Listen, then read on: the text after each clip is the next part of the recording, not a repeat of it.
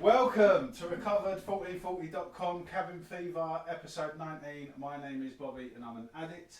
This is a podcast for people who might be struggling with addiction, who don't even know that they're struggling from addiction, who might be drinking and using and want to stop and can't find a way to. My friends and myself are all part of a 12-step fellowship which wishes to remain anonymous at the level of press, media, all of that bollocks. That said, if you listen for the drug of choice, tap that into Google, follow it up with 12-step meetings near me. There will be a place for you to go where you'll be welcomed with open arms. I am very excited today to be joined by a good friend. I will hand the podcast over to you, TJ. Welcome, man. Thanks, Bobby. Thanks for having me, man. It's crazy to actually be here today, you know. On Sunday. Yeah, On yeah. Sunday. Do you know what I mean? Like 18 months ago, I'd be like still on a bender. Do you know what I mean? Wow. Thinking, I'm not going into work tomorrow. No chance. Nah, exactly. I mean, it's life has changed, man. I mean, I'm super grateful to be here today, sober, coming up to 18 months clean and sober.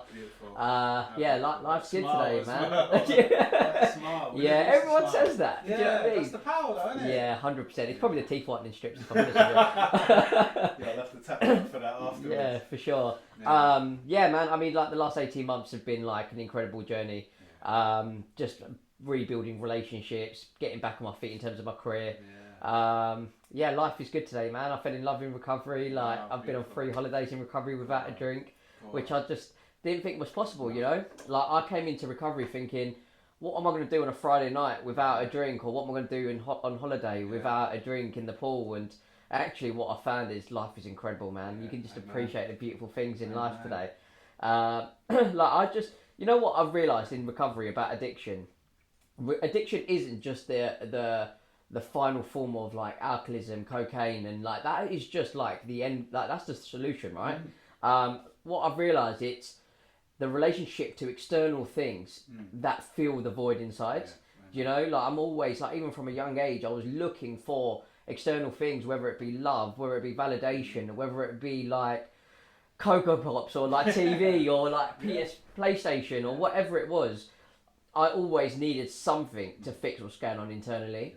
I think like I grew up with like my brother and sister almost being like parents to me. Do you know what I mean? I had a really good relationship with them, and I think at 11 years old they both got married and left the house, which for me was like, I think like when I've had therapy and stuff, like they kind of talk about abandonment issues. Now I didn't really think of that at the time because life is life and people move on, but I think like what I remember from that point was that loneliness feeling and that fear and just never feeling loved and cared for and just always being isolated. Like we talk about isolation and addiction, but like when I was 11 to 14, 15, I was on MSN Messenger until 2-3 o'clock in the morning, isolated in my room. I didn't want to spend time with people. I wanted to like message people, like friends from school or whatever. Do you know what I mean? And I've always looked at something else to fix what's going on internally. I think I kind of like a big part of it was going into secondary school straight after 9/11. I had a turban on my head, predominantly in a very white ethnic area, and I got a bit called Packy and all of these sort of things, right? And I don't think I realised that it affected me because subconsciously I started to want to become more white. Do you know what I mean? Like to try fit in, and I remember at 16 I basically finally convinced my parents to allow me to cut my turban off. Which meant that I felt more free and I felt like part of the group. And again, these are just like, a lot of people outside of addiction will think they're just excuses. But whatever your trauma is, whatever your journey is, like I realised it doesn't really matter. The bottom line is if you have that, you're part of that 15% of the population that become addicts and that have that biology to need something. It could be whatever, because like realistically, I've grown up in a really like loving family. Do you know what I mean? There's no real reason for me to be an addict. Bottom line is I became one, you know, and At 16, I started to hang around with people like that smoked weed, and I felt like I had a crew and I was part of something, and that loneliness started to disappear every time I smoked weed. And then drinking came along, and that's when I felt alive. Do you know what I mean? Like that fear, anxiety, all disappeared. I can go talk to women, like all of that just went. Do you know what I mean? And I felt like I was having these heart-to-hearts with my friends in ways that I couldn't express myself when I was sober. I just didn't feel like I had a voice when I was sober. And then, yeah, I just started drinking, blackouts from day one. Really? Not really able to remember, like, the next morning. I loved it though, man. Like, the thing is, like, I used to either get 2 sets of text messages. Either, TJ, you were on such good form, like, you were so funny, everyone was loving you, or TJ, you're an absolute cunt. Like, you better say sorry to this person. Do you know what I mean? But what I found was at the beginning it was, oh, you're super funny, and then as time went on, it went, you're a cunt, more and more and more. Breaking people's phones, just getting it, being really leery, like no filter. Do you know what I mean? I don't know how filter or sober, like, and when it came to alcohol, I was just a prick, man. Like everything, it just dropped my defences, and I was just like out of control. I think there's an element like when my parents basically didn't let me drink. So when I went out, I always made that excuse, I'm going to make the most of it. Do you know what I mean? So I'd absolutely batter myself. And yeah, I loved it, man. Like I loved going out. I loved getting on pills, MDMA, like just going to Fabric up London, and I loved the rave scene. I loved getting on it at home. I loved, like, I took MDMA at home, like just to have like these emotional chats. My second girlfriend, I asked out while I was on MDMA, giving her some lovey-dovey stuff, right? That's what I mean, though. It gave me that confidence that I just didn't have without like alcohol or drugs. I loved it though, man. I loved like sitting in my room, isolating myself. Like I don't know what it was about it, but I felt like throughout my life, all the people that I ever loved would leave me at a certain point, and the only thing that really remained was cocaine and alcohol. And I almost used it as a default mechanism. Anytime that something went bad, I'd go use. Anytime I'd go celebrate, I'd go use. It was just my go-to thing. Like it almost became my best friend. You know, like my partner, and and I thought one day maybe like when I fall in love, like the woman would come save me, and that just wasn't the case. Like, but like through my 20s, like my using got worse and worse and worse. I thought like I was still in control because I had a career and I was doing well, like not financially, but I was doing well in terms of my career. Financially, it was all rubbish, man, because I just used every time I got paid, and I'd bet whether it be paid £1,500 or £4,000, it'd be spent within the first 2 weekends, and then I'm like scraping by for the rest of the month, and yeah, man. But I had a decent career and I was doing really well, but the alcohol and cocaine meant that I had nothing to show for it ever. You know, earning more money than I ever thought I would. Like I say ever thought I would, but I was earning like up to 6 figures at a point by the time I was 28, but I was still like I earned 100 grand one year and I was in 130 grand worth of debt. Do you know what I mean? Because I was just getting on it so much. Yeah, man, just like going. Yeah, it was a mess, mate. Like I was at times so scared to leave my house because dealers were like, you owe us money. I built such a good relationship with my dealers because I've spent so much money with them. They tick me like a couple of grand, 3 grand. Then there's times where I've had to get my directors to bail me out. They tried helping me. They tried actually in 2028. They tried to get me into a fellowship, and I went there and yeah, I just didn't want to give up my will over to God, and I did it. I still wasn't ready to give up weed. I just wanted to get rid of coke more than anything. But yeah, it was just a mess, man. Like I ended up back in the fellowship like later down the line, but I'll go back into that in a sec. But yeah, man, it was just a tough journey. Like I think my parents got to the point where they knew about when I was about 22. I'm 33 now, and they tried to support me. They tried to like take me through the NHS route in terms of like there's a place in Ilford called R3 where you basically go and just like talk about your problems once a week, and they tried to support you. But I tried therapy. Like my company at the time basically paid for private therapy. I tried love.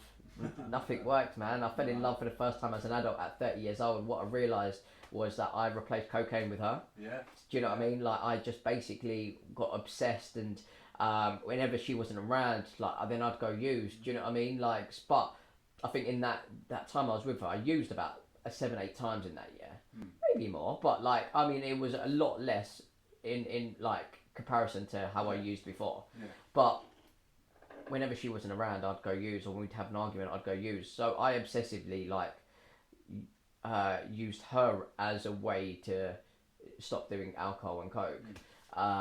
But when she cheated on me, and that just gave me the green light to go absolutely accelerate and go use again. Do you know what I mean? But who knows if I didn't use whether we would still be together or not. Do you know what I mean? And but I realised it's not God's will. Like, as in, that wasn't meant to happen, and I was meant to go on a journey, and it was meant to get me into the fellowship, and I'm super grateful. Like, however things are meant to turn out, they turn out. You know, like, God's got a plan, and I just kind of leave it to God today. But I think the hardest bit of like the whole journey was the amount of pain I put my mum and dad through.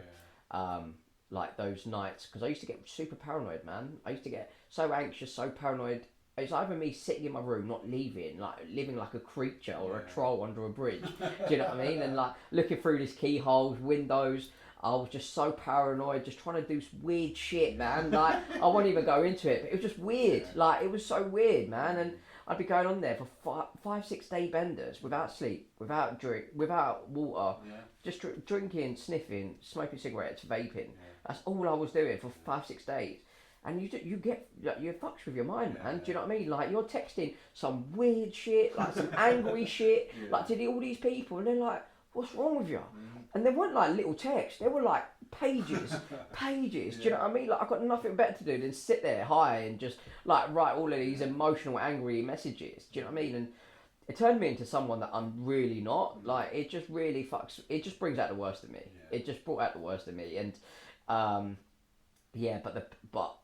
there'd be times where I'd go out and go pick up, not return for 5 days, and my parents were like getting worried, anxious, like where is he? Like, worried that police are going to turn up, that saying I'm dead, or and yeah, man. I mean, that poor woman, as my mum, like, there's times where she's fallen over, smashed her face on the floor because she's so worried she can't like concentrate on what she's doing because I just caused her so much pain. Yeah, I mean, I still regret that to this day. Do you know what I mean? I've had to forgive myself today, but yeah, that was a difficult time, man. Like, they're old now. Do you know what I mean? My mum is like over 70, my dad is like 77, 78, and for them to go through what they've gone through over the last 12 years, like, it's not their that age where they should be like that stressed, but they were, man. And yeah, it was a difficult time for them.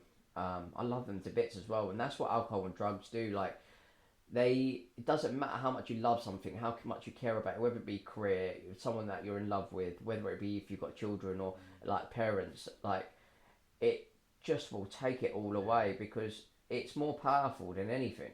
Do you know what I mean? And unless you're an addict, you won't understand this. No. But it has a real power over you. It really fucks with your mind, you know. And I think that very last time that I used on the 9th of May 2023, I was like, I had this system at work. Like, I really loved this company at the time. It was like a Wolf of Liverpool Street. I mean, I grew up, right, wanting to be Jordan Belfort from Wolf of Wall Street. Like, I was chasing money. I didn't really grow up with massive amounts of money. So I was like always chasing money. Not for the right reasons, not to try and build a life, but just because of social status, because I didn't really come from a lot. And like this job was like the dream job, Wolf of Liverpool Street. Everyone would get on it like during the week and like go out for drinks and all of that. And it was like high pressure, high money, all of that sort of stuff. And I was like, yes, I've arrived. Do you know what I mean? Yeah. And I loved it. I didn't want to lose that job. I mean, because in my first couple of weeks, I did already go on benders and like I missed a couple of days and they were like, this is your last chance sort of thing. So I was like, cool, I'm not going to fuck this up.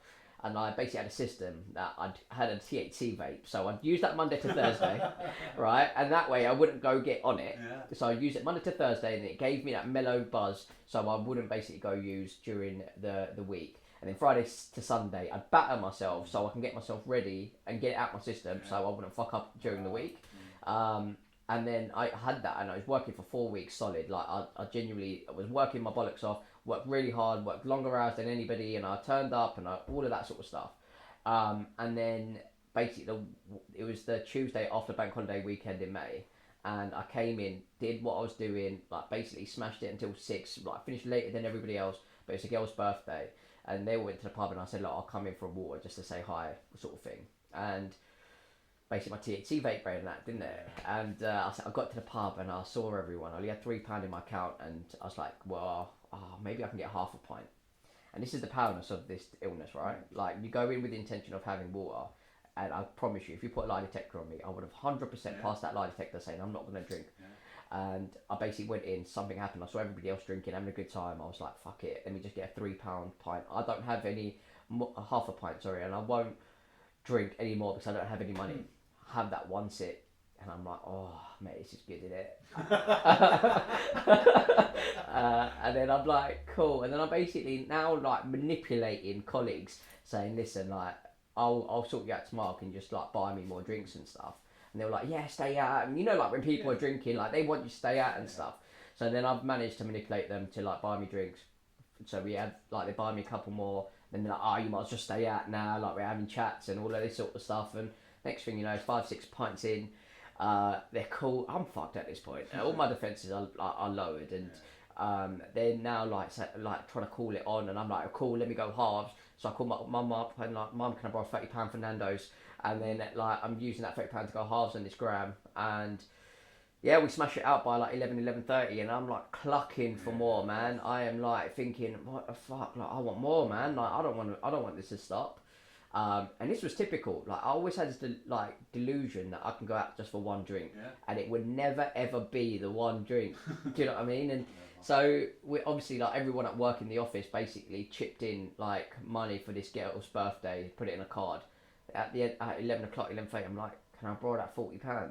Like, everyone chipped in for you, and I'll get back to you tomorrow. So she's like, all right, cool. So she's giving me the £40. I've basically jumped on the last train home, called my dealer, said, listen, bro, like, can I grab a gram off you for £34? Because I bought a bottle of like vodka on the way to my house for £6. So £34, and he came and he gave me a gram. And I was like, I'm gonna quickly bang this out, and I'll basically just like fall asleep by 2 o'clock. Like the delusion, man. Plenty of time for work tomorrow. If I get there too. Yeah, I'll just quickly bang it out, and then like I'll sleep, and then whatever. And yeah, that did not happen, man. I was like, you have like a couple of lines and you get paranoid and anxious, and I want to have one straight away because you worry like your parents are going to walk in, or like someone's going to break into the house or whatever. And I next thing you know, it's 6 o'clock, and I still got a line left, like a couple of lines left, and I'm thinking shit. Like, so I'll call up, I'll message my manager, and I'm like, look, I'm feeling sick, like I'm not coming in, and he calls me at 9 o'clock after he goes in because he was in the day before, and he goes, the directors know you were out last night, you need to come in. And I couldn't face the music, man. I was fucking shitting myself. I was like, no, I'm not doing it.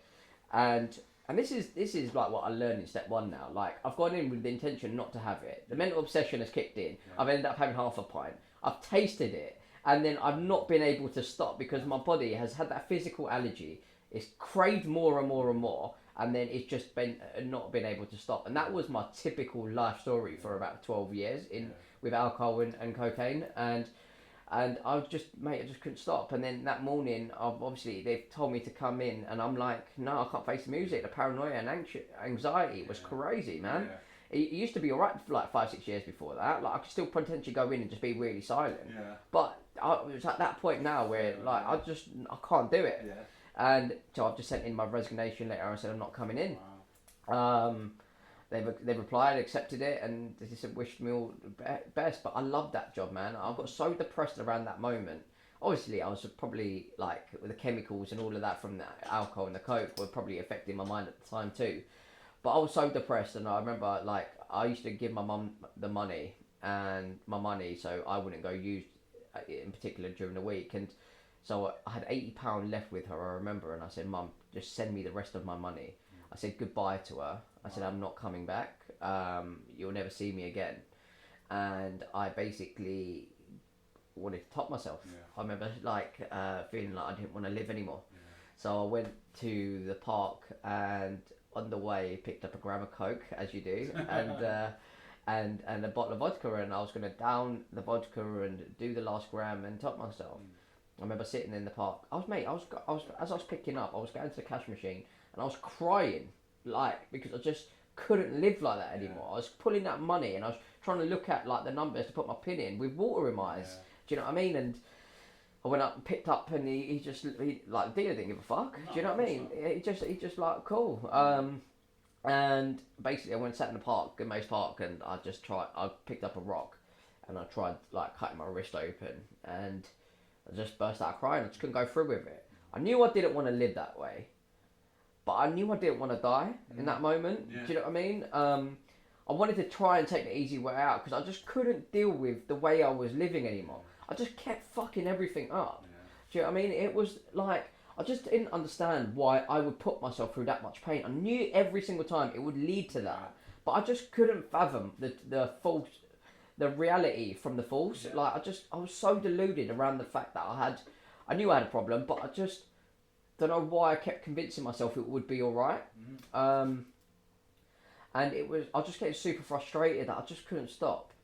And like, eventually I went back home, and yeah, my dad wasn't too happy, but I said, listen, like I was cold, I tried to commit suicide, like, can I please just stay here one more night? And 9 o'clock that next morning, like, my brother come and woke me up. He said, listen, we're having an intervention, you need to come down, basically. And my mum and dad were like, you need to leave. Like, it's, like, we can't deal with it anymore. Yeah. Like, in the last 12 years, they were like really supportive, angry, emotional, supportive, like, all of the emotions like that it takes to support somebody with addiction, or like somebody that's disappointing that you love. But this time it was different. I saw the love be absent from my parents' eyes. Yeah. There was no emotion, there was no anger, there was no support.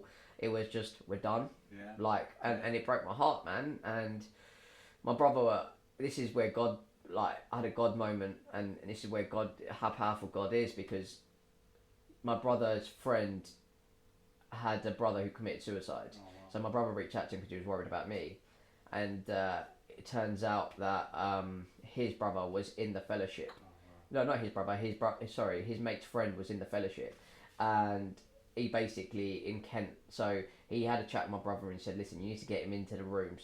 And he had a chat with me and explained his life story. Mate, I was so numb, and I just didn't, like, I was just sitting there in my room, and I didn't really want to, like, talk to anyone or whatever. But he basically had a chat with me and explained his story. My brother, he told my brother he needs to take me into the rooms for the first 7 days. Wow. So my brother took me every single day for the first 7 days, and he basically, and I went, and I started to hear, like, my life story from all these random people. Like, do you know what I mean? And I was thinking, mate, like, I thought I was always the most fucked person in this world. Like, I thought, like, there was no one out there like me. And suddenly what these rooms gave me was this sense of, shit, I'm not alone. Yeah. For the first time in a very long time, I didn't feel alone. Like, I wasn't the only nutcase in this planet.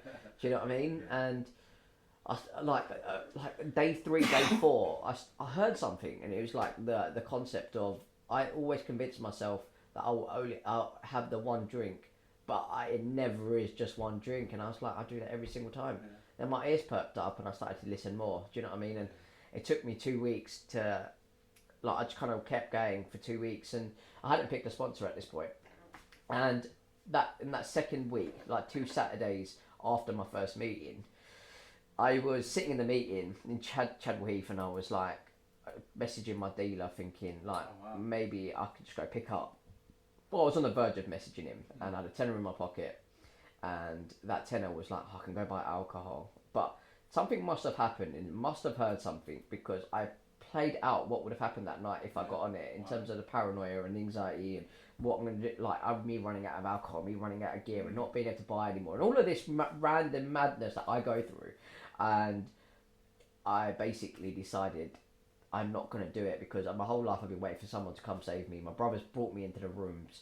I'm going to, like, just give it a go. So I went up to my sponsor, my now sponsor, and asked him to be my sponsor. He said, yes, let's start the work as soon as possible. And by God's grace, he dropped me home. Yeah. And I went home, and I gave my mum that tenner. I said, don't ever give me cash. Yeah, nice.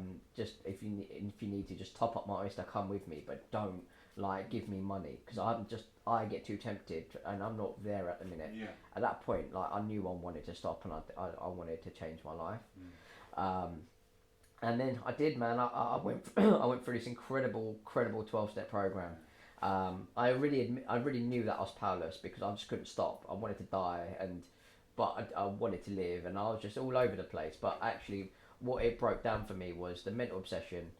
like the inability to stop, and but bottom line was there was something going on internally that I needed to fix. Yeah. And what I learned was that the alcohol and cocaine was the solution, not the problem. Yeah.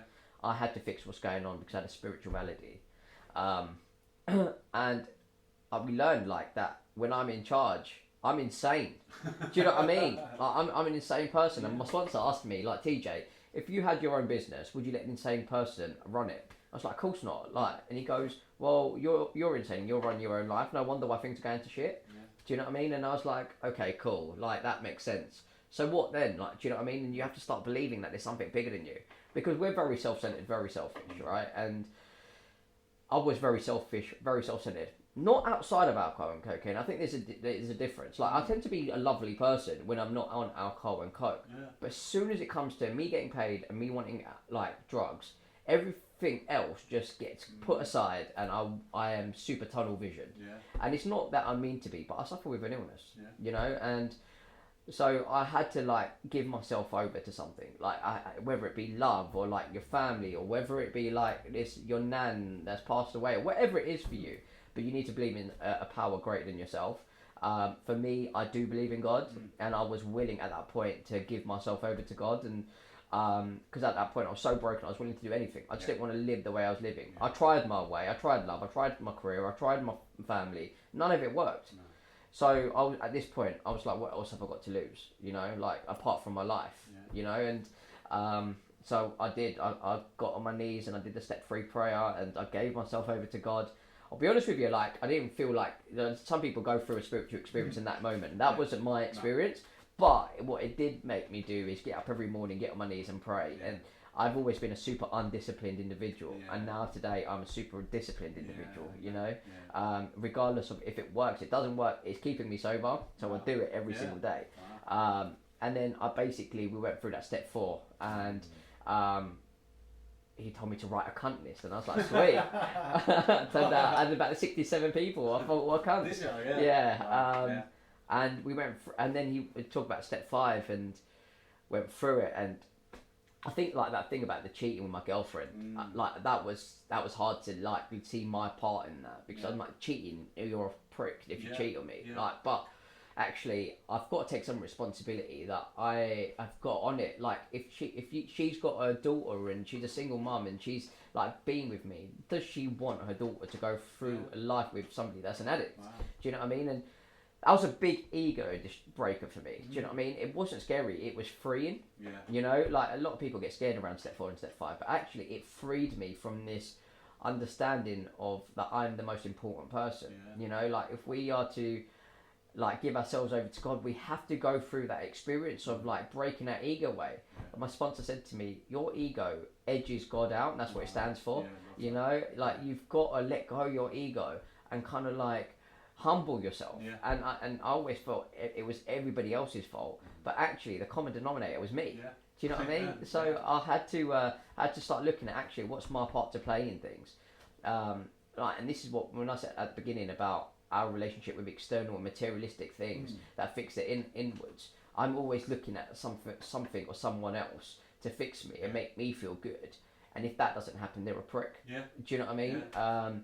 But actually, I've got to fix what's happening internally, and for me to do that and really do that, I have to break away my ego, and then, like, I have to be willing to look at my character defects and, like, look at, actually, what is it that kind of holds me back. And we did that in step 6 and step 7. And then I asked God to remove, like, those character defects. Listen, they still creep up, man. I'll be completely honest with you. Like, there's still times where I have to really self-regulate. But I'm aware of them today. That's the difference. Like, before I wasn't aware that I had issues. Do you know what I mean? Like, I thought I was this perfect human being. I was a saint, and I was, like, it was a blessing for other people to have me in their life. Do you know what I mean? But now I realise, actually, listen, like, I'm human and I'm not perfect, and actually I do make mistakes, but now I have the awareness to be able to correct them.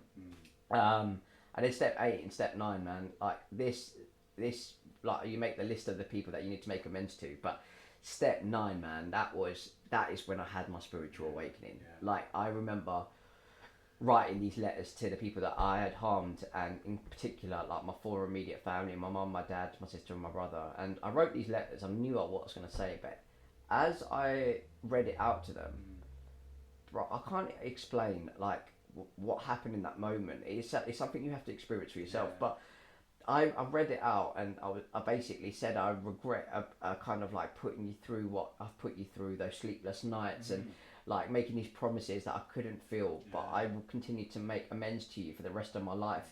You know, and as I was saying it, I mean, it was a lot longer than that, a little bit more emotional, but I cried, you know, like these unstoppable tears, you know, and I haven't really cried like that sober. Do you know what I mean? And and I just remember like God coming in. I felt like God came into me and like took away this weight that had been weighing on me for years upon years, and I knew at that moment that I was never going to use again. It was like that psyche change happened in that very moment, and I just knew like I will never ever put them through that ever again. And that's where I had my spiritual awakening. Like for me personally, I can't explain that experience, but all I know is that it changed me. And I knew like there was just like my life was going to be different. And then you kind of walk into step 10, like ready for step 10, 11 and 12. You know, like I think up to that point, until you let go of that, like you're not going to be ready for step 10, 11, 12. But step 10, again, just looking at, I might get this in the wrong order, sorry if I do, but like step 10 is just kind of making sure that you are doing step 4 but more regularly, so it doesn't like build up as much. And I am a little bit 50-50 on like the inventory aspect of it, because I like to live in the moment, and if it's something that creeps up, I'll deal with it there and then, but I do it anyway because now I'm a super disciplined individual, and I will, if it's helped me get sober and stay sober, then I don't want to fuck with that, if I'm being completely honest with you. So I stay disciplined and I still do it regardless. But then step 11, like the prayers and the meditation, man. Now that for me, like meditation, I started off with like 5 minutes, 10 minutes, but now I do like 40 minutes every morning, man. I mean, I think like for me, I have a very loud brain. What it allows me to do is practice. It's your mental gym, isn't it? It's literally just practicing, like centering your thoughts. Like you're gonna have, a lot of people think that you could just stay silent in your mind. That's not the idea of meditation. It's to practice when thoughts come in, to accept them and let them go, like passing clouds. Do you know what I mean? Like you just let them come in and let them out. And you just practice that. Listen, it's harder some days when you're tired or whatever, but that's when you need to practice it more. And that for me has been like game changing, because like my girlfriend might tell you, but I can like not react to things. Do you know what I mean? Like I can sit there and I can absorb it and be like, cool, what's going on? If something upsets me, it's like, okay, cool. It's about what's happening internally for me. It's never about anybody else. It's nothing external. It's always what's going on internally. And I can use what I've learned in meditation, that practice through meditation, to center myself and say, okay, cool. Right, TJ, what's going on in your mind? Regulate yourself. Which means that I don't have to react to things anymore. I have my days, but I am way better than I've ever been. And then the prayers, just I talk to God every morning. Like I wake up just saying thank you for another beautiful day. Like I get to give life another go today. I thank Him for my family, my career, like me getting back on my feet, being the man I am today. I'm super proud of the man I've become today, and I thank God for that, because without God's support and guidance, I wouldn't be that man today. I always feel protected and loved by Him, you know, and I just know that no matter what happens, everything will be okay. And that sense of ease and comfort that I get from that, it doesn't matter what happens. I know regardless I will be okay, and I don't have to worry because I'm in God's hands. And then I do my step 3, my step 7 prayers, and then I meditate, and then I work out for half an hour, and then I get ready to go to work. So I have like this 2-hour period of just for me in the mornings where I fill up my cup with love, so I can then pour out to others. But without that, you'll be on empty, and you like, how are you meant to like run on reserves? Do you know what I mean? And so I have to fill up my cup every morning. And then step 12, man, is helping other people like that.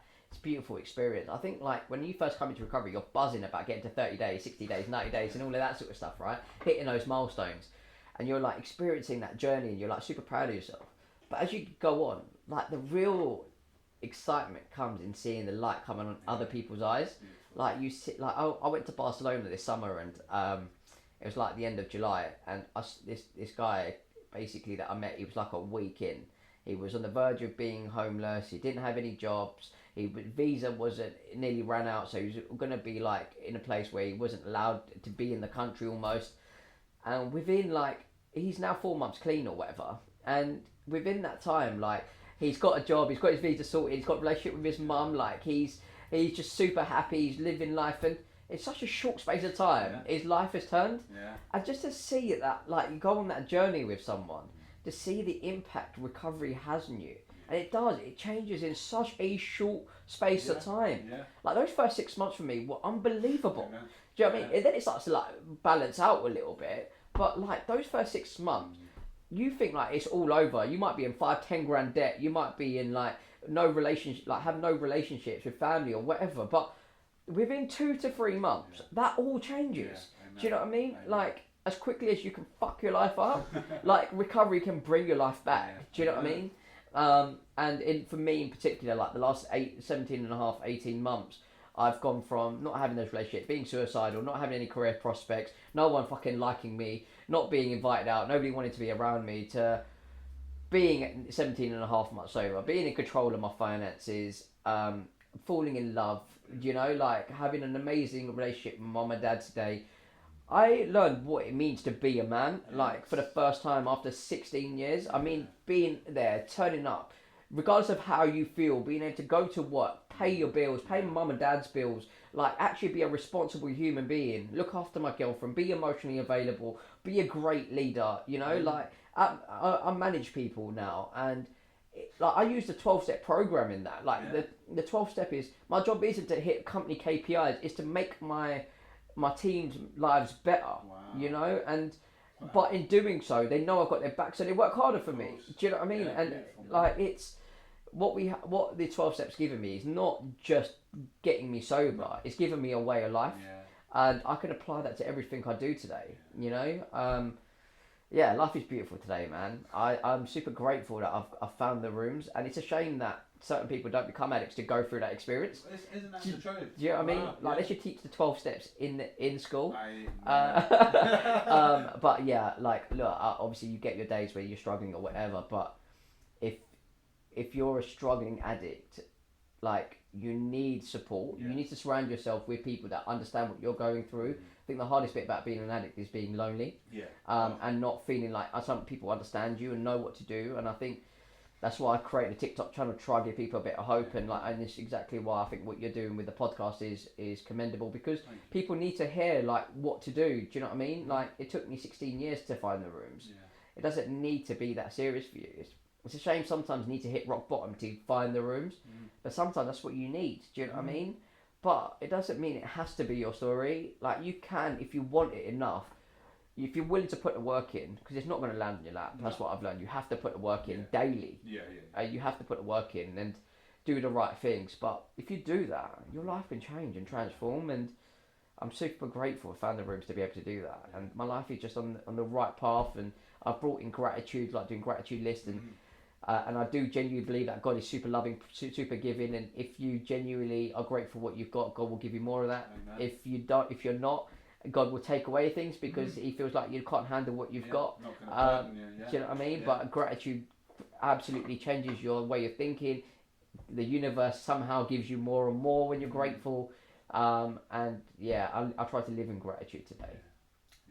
But yeah, life's beautiful today because I've become sober, and I hope people that are struggling hear this and actually take something away, because I was a raging coke addict. You know, I just couldn't fucking stop. And today I'm 17 and a half months sober, and life has changed dramatically, and I'm happy. Do you know what I mean?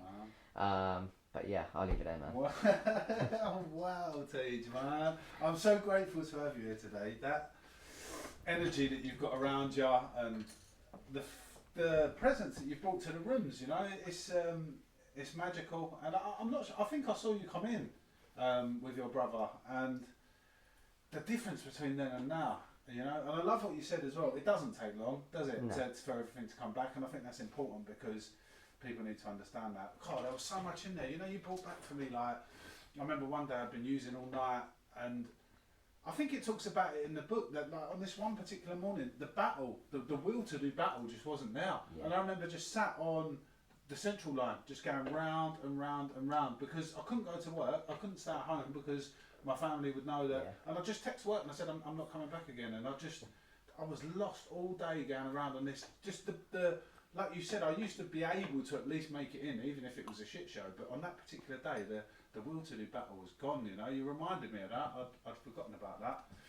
There was so much in there, man, especially like, because we hear some people have massive trauma and some people have very little trauma, but I think what you said makes so much sense to me, is that your trauma is yours, and you can't compare that to someone else. Like, even as a kid, just seeing one of my friends being slapped or punched was something that really sickened me and made me feel fearful. And, you know, there's that. Do you believe that we're born addicts? I don't think it matters. No, only because, like, whether you're born an addict, whether it's hereditary, whether it's like behavior that you've learned, it doesn't really matter. The bottom line is, when you become an addict, you become an addict. Yeah. Do you know what I mean? I don't know what led me to become an addict. All I know is that I suffered with alcoholism and addiction. I don't know if you're born with it. No, I'm not sure. And again, I don't think it matters. I think what's key is that you accept it. Do you know, I heard a thing like, I'm not responsible for being an addict, but I'm responsible for my recovery, you know. But I had you talked about ego, huge for me, because I couldn't accept that I was an addict. You know, I'd walk in the rooms, I'd think, how fucking deluded, I'm better than all of these people. I'm special. You know, I can't spend my life living in fucking church halls and all the rest of it. And I loved what you said about being able to live this life, that, because I thought my life's going to be boring, and what am I going to do? Do you know?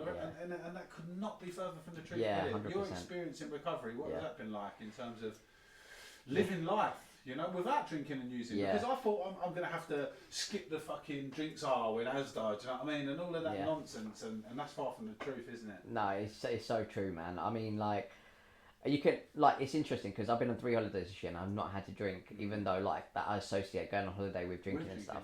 But you can, like, I went skiing this year, and being on that gondola, like, going up the mountains when it's pure silence, like, and you just appreciate the beauty of the mountains and just, like, the peace, and you can just see the colours better and actually experience it, not thinking.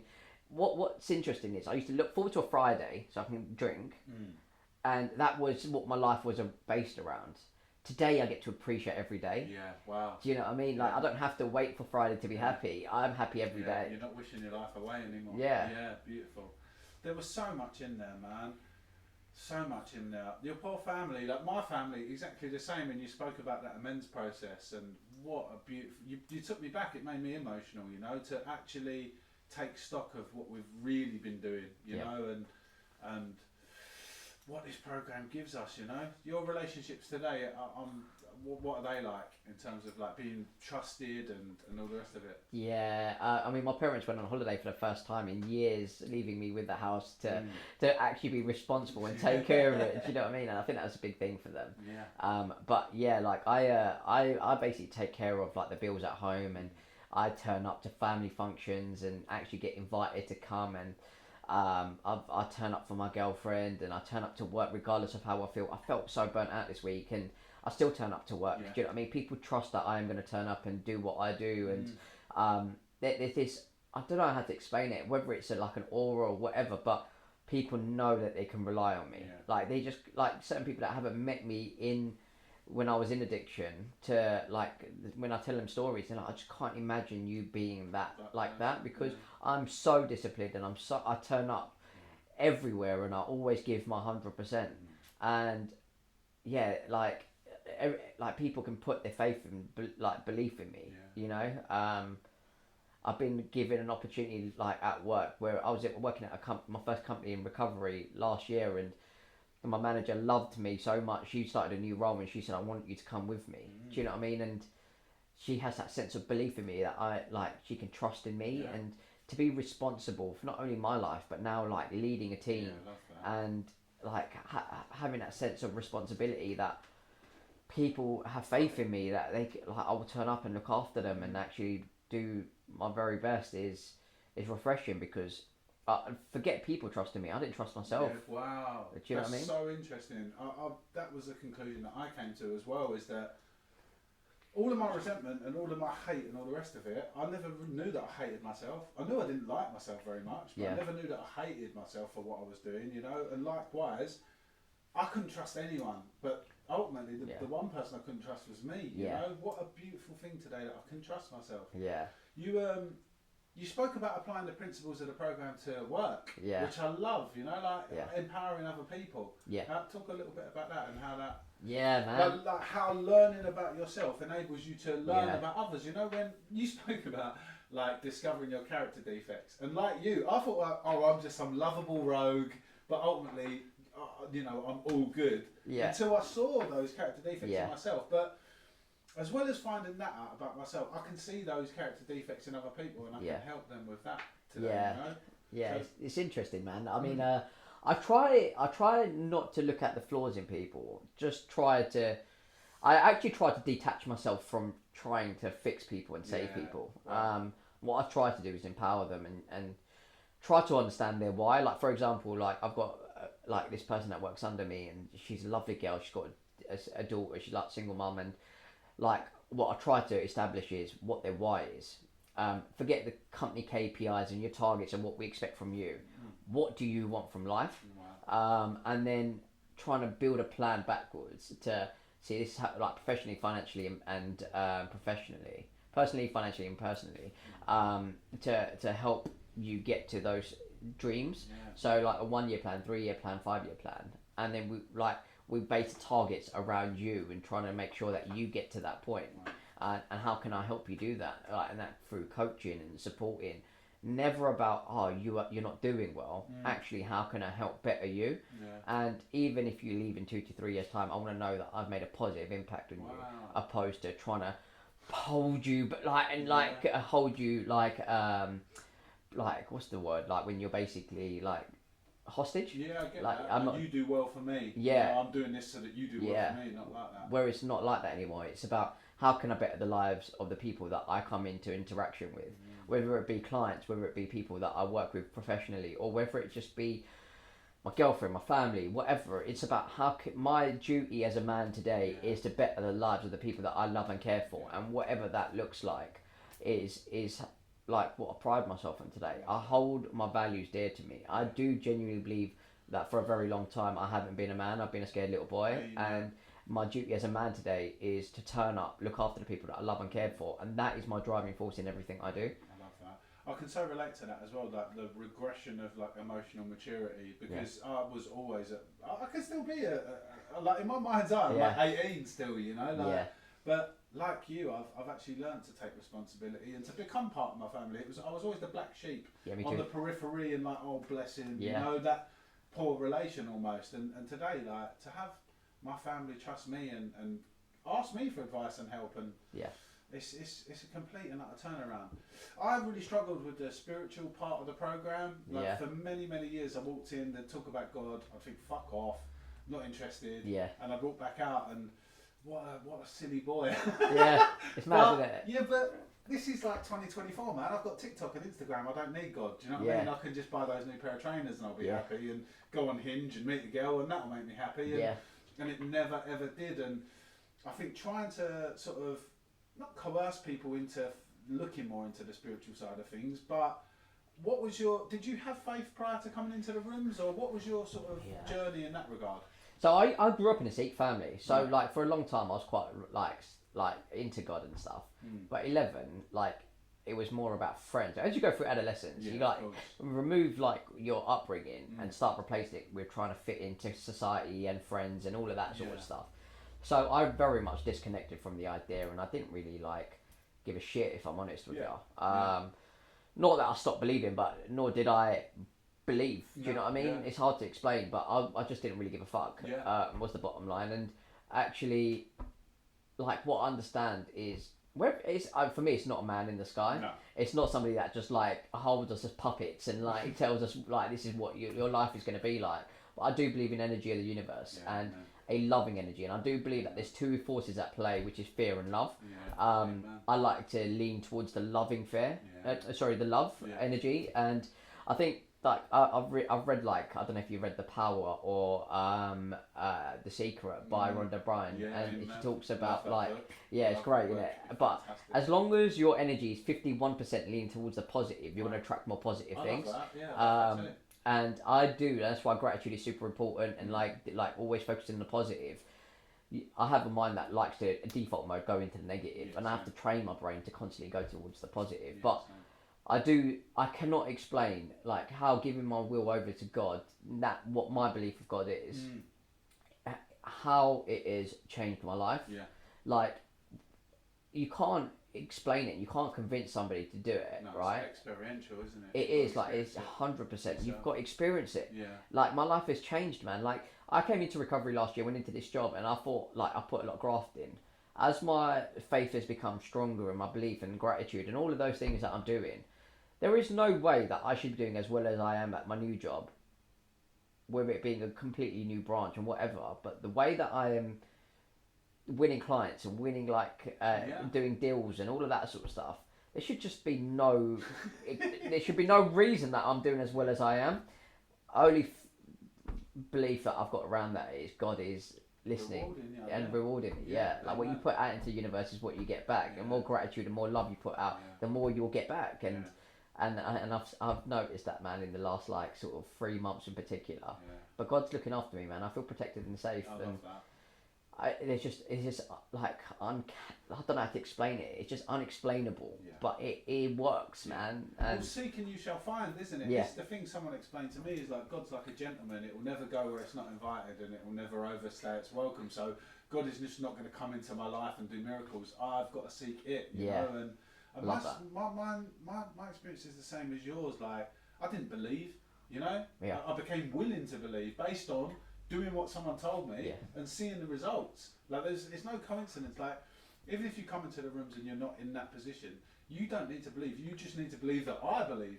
Because you've seen the results. I've seen the results working in the rooms through everybody, and all of these people are saying the same thing, you know. And that's what winds me up. Not winds me up, but that's what sometimes I don't get, right? And again, this is where the illness comes in and stuff. But there's only 3 reasons why you won't recover, right? The first being, you're too stupid, which I don't believe any addict is. No. Because most of us, if we've been out of money and been able to get some coke, right, which all of us have if we're a true addict, we're fucking resourceful. No one too stupid can do that. No. Do you know what I mean? So that's the first reason, which I don't think any of us addicts are. The second is laziness. Like, you just can't be bothered. You want it to fall on your lap and you're not willing to put the work in. And I think the one that is the biggest one is arrogance. Like, you think you're better than everybody else. Like, and if you're too arrogant, you're never going to do it because you think you can do it yourself. And if you can, please let me know how, because I haven't figured it out yet. Do you know what I mean? So I only think there's 3 reasons why you won't recover. It's being too stupid, which I don't think any addict is, being too lazy, or being too arrogant. Isn't that interesting? I find, again, like, other people's recovery is their business, right? And as long as I'm clean and sober, that's all that really matters. But I'm a human being. So when I see sponsees not doing what they're required to do, or that have been suggested, I think, man, have you forgotten how bad it was? I'll never forget how bad it was, and I think that's important. People say to me all the time, "Oh, you're so fucking happy. Why?" And I think, because I can remember how 100%. Bad it was. And the book talks about how we can't bring into mind with sufficient force the pain and suffering of, like, a month or a week ago. I couldn't remember a few hours ago. Like, I'd be 100%. Laying in bed thinking, how the fuck have I done this again? I cannot do this again with my life. And just a mere few hours later, I forget all of that. It just doesn't enter my mind. It just did not enter my mind. And God, for me today, does that for me. It reminds me of that pain all the time, so that I'm not tempted to go back there, you know? There's so much in there, man. Do you know what? Like, seeing people come through is so life affirming. Do you know what I mean? Like, to see someone, like you said, go from being broken and just completely empty to going through this, like, education. You know, because I just, like you, I thought I had a drink and a drug problem. Like, I wasn't getting anywhere near the root cause of the problem. I was just trying to treat the symptom. Massively unsuccessfully, by the way. You know, but getting to the root cause of all of these problems was so eye-opening for me, you know. I didn't know what resentment was. I didn't realise I was full of it. Did you know that you was angry and fucking perhaps you did. I don't think I did. I just thought I was. I don't know. I thought I knew everyone else was a cunt. Yeah. Yeah. Because it wasn't me. But I didn't realise I was so full of anger and spite and pain. And... It's interesting, man. Like, I mean, I used to smoke weed because I thought it made me a better person. Mm. Because I felt like quite angry without weed. Right, I genuinely, if I was going to go play like board games with my parents, I'd have to smoke a joint before, so I wouldn't get irritable. Yeah, impatient. Yeah. And I thought I was just a better person to be around when I'd smoked weed. Yeah, that's interesting. Isn't it? I don't think I actually put it into so many words though that I had untreated alcoholism. But yeah, man, I needed like something that was mind altering to make me feel at ease and comfort, because without it I was irritable, restless and discontent. That spiritual melody kicks in. I thought everyone was a cunt until I'd had that first drink or that first line. And do you know what I mean? everyone was alright. And then I was giving fucking promotions and like fucking pay rises. Do you know what I mean? Like, but yeah, I looking back, I was quite angry and I felt like the world screwed me over, and I always felt I played the victim card quite a lot. You know, it was everybody else's fault. Yeah, I was tops. Yeah, tops, man. If you had my life, you'd be using and drinking and doing what I'm doing. You know, what I mean? all of that justification.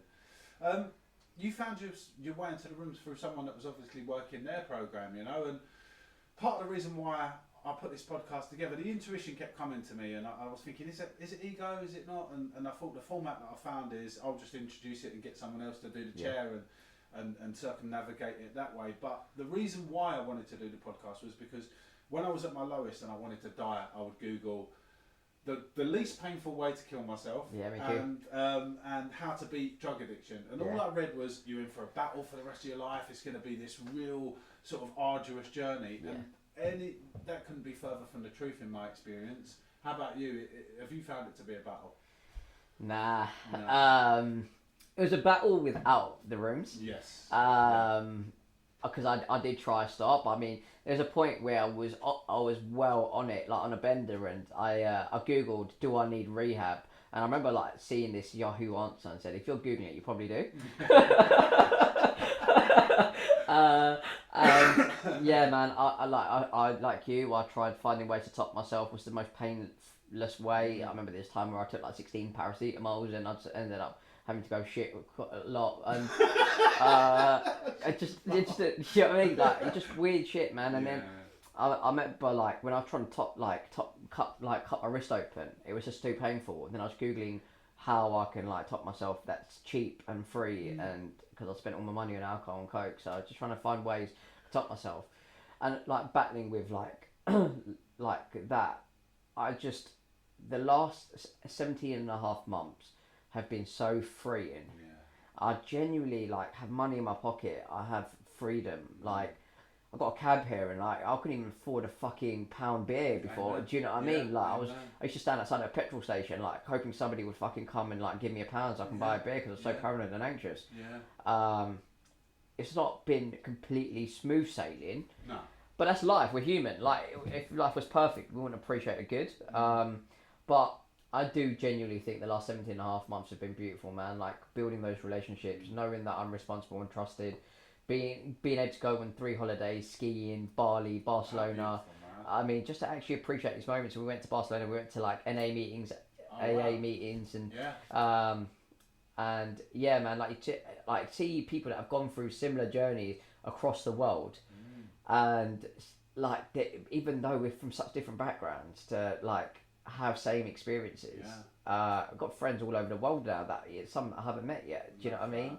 And that's what this fellowship has given us, is be able to connect with people that understand what you're going through, and being able to help those that are like not where you're at. But my life is beautiful today. Do you know what I love that you said, when you walk into the rooms and you start listening, hopefully, and then you realise you're not the only one doing this mad, weird shit. Because I was convinced I was just insane. I was certainly going there. Do you know what I mean? And like the things that I did, I thought I can never share this stuff. Like, no, this is 100%. real. If anyone's filming me, I'm gonna be like sections, you know. And to go into the rooms and find that other people are doing that, it's such a relief. You know. How did you feel walking into your first meeting? What was your expectations? Did you have any? Or? Nah, I mean, I was doing it more almost as a tick boxing exercise, I think. Like, so my parents didn't kick me out and show them that I was trying to get better. And I think for a very long time, I used to like even the NHS and all of that sort of stuff. When I was trying to do therapy, NHS when they were trying to do that NHS support thing at R3 in Ilford, I was doing it as a kickboxing exercise. I wasn't ready to give up. I didn't really feel like I related. This guy came up to me when I came to my first meeting and he hugged me and he said like, you're going to be alright, and I thought, fucking get off me, man. Like, what are you doing? Do you know what I mean? And they were asking me for my number and that. I just thought the whole thing was weird, man. But I can see like when they were reaching out to me and like checking in on me, and I was thinking, alright, this is good, man. Like, actually people are there to support and care about me. I didn't have any expectations. I was just so numb from that last bender. Like crying and trying to commit suicide, and like my parents were on the verge of making me homeless. I was just so numb to everything. I didn't have any expectations. Probably why it worked for me. Do you know what I mean? It's like, you know, like, I don't know if you've ever been in a situation where you think like, oh, you're really excited about a film, so you go to cinema to watch it and it doesn't meet your expectations. Of course, But when you're just going to watch a film that you don't have any expectations for, and then it blows you away. That's what CA's done for me. The rooms have done for me. I didn't have any expectation. That I was at the point where I didn't think anything was going to work, and then it worked. Do you know what I mean? It just blew my mind, because I thought I was so powerful. I had such a big brain that nothing could fix me because I was too smart for anything. Do you know what I mean? That arrogance again, and and I was blown away because I gave myself over to it. I gave it my 100%. I picked up commitments. I listened, man, and for the first time in my life, I listened. And it's really interesting, man, because I didn't really mention this, but when I was in active addiction, like the year before I came into the rooms, I was like researching on how I can fix myself, because I did want to stop. I just fucking couldn't, man. Like, I genuinely couldn't. And I remember watching this TED talk about the worst thing you could do to an addict is isolate them and turn your back on them, because it's love and like support that gives them a light to work towards in that dark tunnel they're in. And like, what ends up happening is people turn their back and they end up getting worse. And what the rooms gave me was a brighter light. It gave me something to like work towards and like drive towards, because I saw people that actually were happy, and they like talked about how they were clean for X amount of time, and I wanted that. Do you know what I mean? I just didn't know how I was going to get there, and there were some really remarkable people in the rooms, and for the first time I found visible role models in my life that I was like, wow, I want to be like that person. That I felt related to who I am. You know, like, I've obviously got like my brother and my dad who now are like my role models, because they're such powerful men and they're so responsible and all of that sort of stuff. But in terms of understanding me as an addict and understanding like my journey and experiences, I found visible role models that I wanted to be like, and I was like, I want what they've got, and that's what the rooms gave me. I love that. I really do love that. I'd say exactly the same as that. You know, men for the first time. Like, I grew up here. All the men in my life growing up were insane. Or criminals or involved in this life, and I never had anyone to look up to and say, right, that's the ideal of what a man should be. But there are so many these days. The thing I wanted to touch on as well is this idea of addicts being allergic to drinking drugs. Because I couldn't hear that. Like, I wasn't listening, I'll be honest. But like during those periods where I would come in and out of the rooms, because you see so many people use with impunity, and they're all right. They can go out for the weekend, have a fabulous time, call it a day, have Sunday to recover, go back to work on a Monday, and they don't suffer how I suffer. And I couldn't understand that. But when I read that book, and that chapter in the book, The Doctor's Opinion, about being allergic and having this abnormal reaction, you said the word clucking. Oh man, I've forgotten that feeling when you run out, and that it's like a physical mate, I hated it in my stomach, where like my stomach would drop and the fear and this just hole would widen inside of me. And what do you think in terms of like that idea that addicts are allergic? Yeah, I mean, you like being allergic is in my head. When you're allergic to nuts, your like throat swells up and you're like you're gonna die or some shit, right? But it is almost like that. Do you know what I mean? Because that's where it leads me. Like, it will eventually kill me. But it like having an allergic reaction, in my understanding now, is just having an abnormal reaction to a substance or like some sort of food or something that you take that you have a reaction that's different to other people, right? Most of the populace, and it's just an abnormal reaction.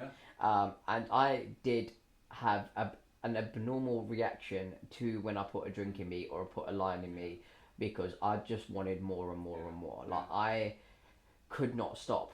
No. Whether it be 5 days, 6 days, or until it's the only time I'd stop is when either I run out of money or my body physically could not take anymore. Usually the prior, like I'd normally run out of money, you know, and then I'd be like getting to that last line, and I'd be like, if I'd run out of money, I'd be trying to find people I can borrow money off, like hustling people, like manipulating people, saying I've run out of my phone bill, or like I can't pay my car insurance, or I can't pay my license, or whatever, like whatever it might be. I would manipulate people because I just couldn't deal with not having any more. Like I was a master manipulator.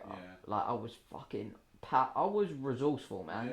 And I'd get myself into so much trouble. Like there's times where I've said, look, like there's an investment opportunity. Like if you like put in $1,000, you'll get $2,000 next month, when I knew I was going to get paid. Do you know what I mean? Like just like I'd get myself into double amount of debt just because I needed drugs so much. Do you know what I mean? Like I just couldn't stop, man. No, you just reminded me there of like, I'd say to him, if you drop me one, I'll give you like the money for two. Yeah. When I get paid, just to anything to be able to get that, you know. Yeah, same. Yeah. Mad, like for a substance, it's so powerful, but that obsession of the mind, like, it's like, you know, and I don't expect people that are not an addict to understand, but in terms of like, it's like saying to someone with OCD, oh, just don't wash your hands then. Yeah. Do you know what I mean? It ain't as simple as being. It was just so powerful. And what was your experience? I think you mentioned it, and it goes back, I think, to that God element of the consciousness, where you're in a meeting and you're thinking about going and picking up, and then something comes over you, and you see the reality of what's going to happen if you do. Yeah. You know that, so that obsession left you then, I suppose. Yeah. Yeah, I mean the thing is, it's mad because I'm a salesperson, right? And I know my weak spots, and I know how to convince myself, and then justify it. I was very good at making myself believe that it was going to be all right and it was going to be different. Like to the point where I'd do that, like on the come down, like I'd be paranoid and anxious, thinking, oh, this is shit, I'm never going to do it again. Thought my nose was going to fall off, and all of this sort of stuff. And then as the paranoia wears off, I'm like, oh, just paranoid. This time it's going to be different. Like, I'll just pick up again and have a different experience. And I'm fucking paranoid again for the next 8 to 10 hours. Do you know what I mean? Like, it's like, this obsession, like, we're very good at justifying in our head it's going to be all right. But it's this delusion, man. Like, our minds, that's where the illness lies, right? It's the minds. And that's why when you're trying to recover, you can't think about recovering. You have to give yourself over to God, because like your brain is too powerful. You need another way. You need something else, like taking charge, and that's where God comes in. And I love that as well, because I'd hear the phrase like control freak, and I'd bristle like, ugh, because I was a massive control freak and I never knew that, and I was under this delusion that if I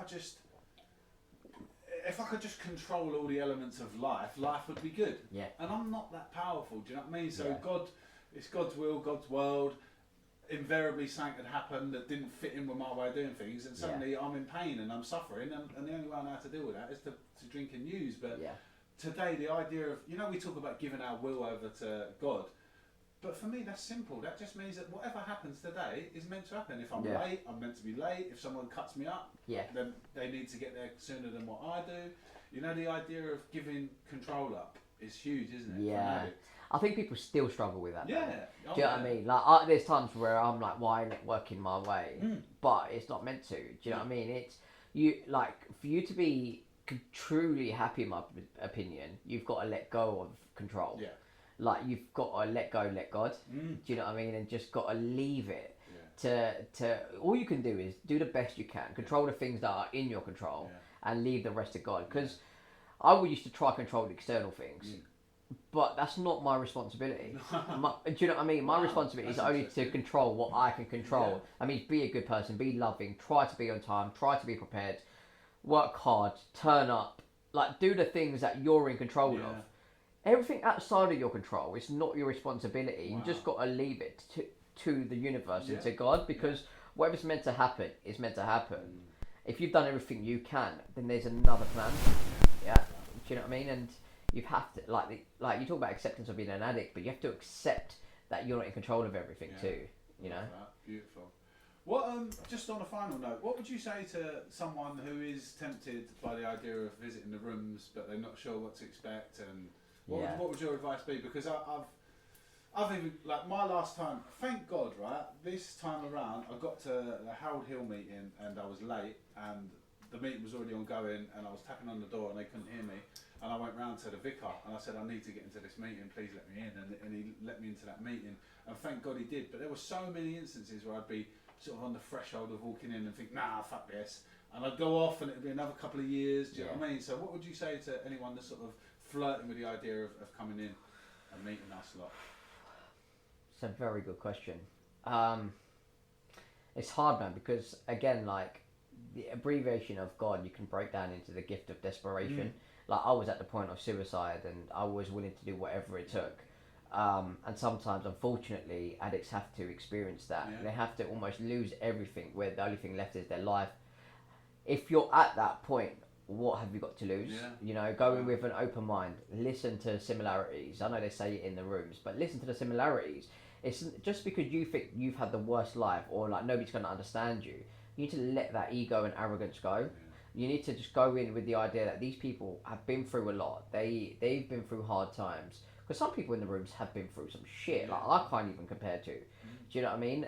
But all I know is I was a raging addict, a raging alcoholic. I couldn't stop.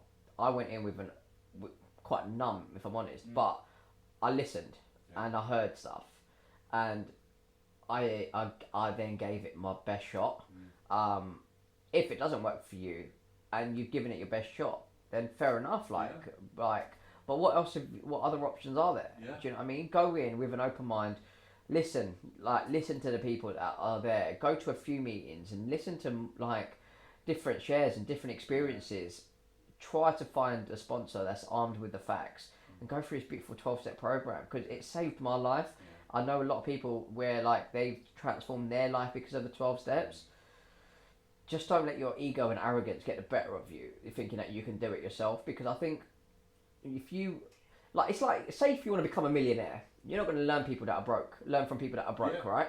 You're going to learn from people that are millionaires. You need mentors in every aspect of your life. And when it comes to recovery, you need people that understand what you're going through to mentor you and help you through the experience. And if you want the things, the successes and like the things that you dreamed of growing up, whether you have mental health issues, whether you have trauma, none of that matters until you recover from alcoholism and addiction. Like, whatever's done now is done. You need to focus on moving forward. And the way that you're going to start achieving your dreams and like have the love or fall in love or like build relationships up again or sort your finances out or deal with your traumas, the only way you're going to deal with that is to let go of addiction and alcoholism. You need to go into the rooms, give it your 100%, do some service, like get yourself a sponsor, go through this wonderful 12-step program, have a spiritual awakening, make those amends, and like then go help other people. Do you know what I mean? Only by doing that, you can then deal with the rest of your life. You know, like your finances, your trauma, all of that will all fall into place. But you need to get rid of the thing that's holding you back, because that's not going to fix you. No, we've tried that many times. I tried for 20 years, you know, same like you, counselling, therapy, hypnotherapy, anything that would fucking, you know, rub some crystals on me, man, that'll heal me. Anything, you know, rather than to actually do the thing that I saw and knew that many other people were doing to get well. You spoke about helping other people. What's your take on that? Because I'm so selfish. I was just, if I just snatch this and snatch that for me, I'll be happy, and it never worked, you know. And the irony of that is that having been through the work and helped others, that's where a lot of my self-esteem comes from, you know. 100%. You feel valuable and like responsible, and actually like your life means something. Do you know what I mean? Like when people rely on you. It's interesting because when I first came into the rooms, my brother was like, we're going to go to the Gurdwara, which is a Sikh temple, right? And in there, like there's this word that is the foundation of like Sikhism, which the word is seva, which means to be of service, right? And it's about like giving up your time to be of service, right? So like in that first 2 months, I used to go to the Gurdwara Monday to Friday every day, and basically serve food to people. Oh wow. So, and that obviously what that taught me was giving without receiving. Do you know what I mean? Like at the beginning, I was like, oh, fuck's sake, they're just giving me stuff to do. Do you know what I mean? But actually, by the end, I felt like I became a part of the community, but also like I was willing to give to people without receiving, and I think that was an integral part of my recovery at the beginning in particular. What that did was set me up for actually being somebody that understands the word of being of service. You know, like the term being of service. It's about helping other people. Like, so I started to read like the Sikh holy book just because I wanted to enhance my spirituality. I wouldn't say I'm associated with any religion or anything, but I am spiritual. And there's this one line that stuck with me was, beggars will always be beggars. Givers will always receive. Wow. And like when you're begging, even if you get £100, say you're begging for £1, you beg and you end up receiving £100, you will always want more. But if you give everything that you receive, you will appreciate. Yeah. Do you know what I mean? Because you don't expect anything. And what you need to condition yourself to do is to give, not expecting anything, because everything is a bonus. Yeah. You know, but I think there's real beauty when you're taking someone through the works. You see the light come up in their eyes, or when you're helping someone, giving up your seat on the train to an old person that they can sit because it's the right thing to do. Yeah. What you feel is this sense of, I'm a good person, you know? And I mean, they say that the most selfish thing to do is to help somebody else, because the reward that you get from helping someone, it's just this enlightening experience. So I try to pride myself on, it's never about me anymore. It's all about helping other people, and that doesn't just mean other addicts. That means everybody in all my affairs, like in every part of my life. Whether it be the team that I lead, whether it be my parents paying their bills and like being there to turn up for them, whether it be going to a family function, whether it be sitting there and listening to my girlfriend when she's going through a hard time, whatever it might be, it's about giving. And yes, it can be exhausting sometimes, but what you feel is this sense of value and importance, and people can put their faith in you. You will never feel lonely again. No. Do you know what I mean? Yeah. Like, and loneliness was where like my addiction and alcoholism centered. And selfishness and self-centeredness is where my alcoholism and addiction centered. But to truly give and to let go of like you're the most important person, like the universe and God just rewards you. Do you know what I mean? For being that person. Yeah. What a beautiful way to look at things, man. Tej, I'm so grateful that you came today. I love you. I love what you bring to these rooms. Yeah, and you know what? It doesn't take long to become a valuable member of our fellowship. You know, like even early doors, I could see that you were doing good, because the most important person's the newcomer. Do you know what I mean? Yeah. And to hear their pain and to see their suffering and then to see their growth, and it's just so beautiful to see.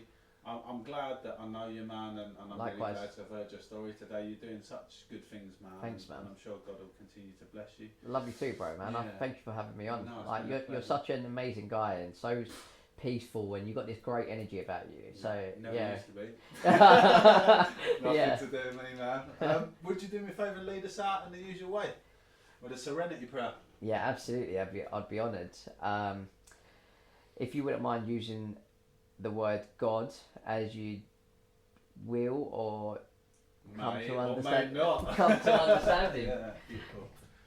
God, God, grant me the serenity to accept the things I cannot change, the courage to change the things I can, and the wisdom to know the difference. Amen. Thank you, Tej. All yous out there, get yourself to the fucking meeting. God bless. We may refer to the source by different names: God, a higher power, the Holy Spirit, or perhaps the cosmos. This source is the entire universe, the unified field, everything that is beyond the perception of the five senses.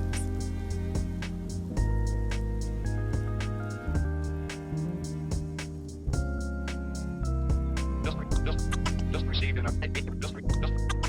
in our news.